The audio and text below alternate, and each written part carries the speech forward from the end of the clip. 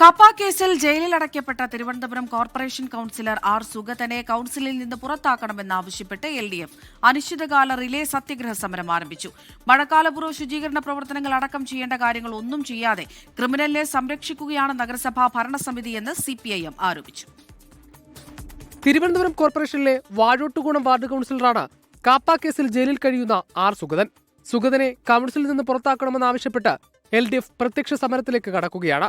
LDF കൌൺസിലർമാരുടെ നേതൃത്വത്തിൽ നഗരസഭാ കവാടത്തിന് മുന്നിൽ പന്തൽ കെട്ടിയാണ് LDFന്റെ റിലേ സത്യാഗ്രഹ സമരം. മുൻ മേയർ K. ശ്രീകുമാർ, മുൻ ഡെപ്യൂട്ടി മേയർ രാഗി രവികുമാർ എന്നിവരാണ് ആദ്യഘട്ടത്തിൽ സത്യാഗ്രഹം ഇരിക്കുന്നത്. വേണമെങ്കിൽ സുഗതനെ മേയറാക്കാനും BJP മടിക്കില്ലെന്ന് സമരം ഉദ്ഘാടനം ചെയ്ത സജി ചെറിയാൻ MLA. ഈ കാപ്പ കേസിൽ പ്രതിയായ ആളിനെ വേണ്ടി വന്നാൽ കോർപ്പറേഷന്റെ മേയറായി പോലും തെരഞ്ഞെടുക്കാൻ മടി കാണിക്കാത്തവരാണ് ഇവിടുത്തെ BJP എന്ന് ഞാൻ പറയാൻ ആഗ്രഹിക്കുകയാണ്. ആർ സുഗതനെതിരായ കേസ് രാഷ്ട്രീയ പ്രേരിതമാണെന്ന് BJP വാദം കടകംപള്ളി സുരേന്ദ്രൻ തള്ളി. കാപ്പ കേസ് പ്രതിക്കെതിരെയുള്ളത് രാഷ്ട്രീയപരമായ കേസല്ലെന്നും പാവങ്ങളെ കൊല്ലാക്കൊല ചെയ്തതിനാണ് കേസെടുത്തതെന്നും കടകംപള്ളി പറഞ്ഞു.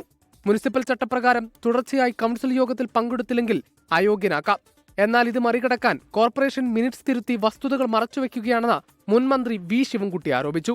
നഗരസഭാ കൌൺസിൽ യോഗം അടിയന്തരമായി വിളിക്കണമെന്നും LDF ആവശ്യപ്പെടുന്നു. കേവല ഭൂരിപക്ഷം നഷ്ടപ്പെടുമെന്നതിനാലാണ് സുഗതനെ BJP ഭരണസമിതി സംരക്ഷിക്കുന്നതെന്നാണ് LDFന്റെ ആരോപണം. 24 തിരുവനന്തപുരം.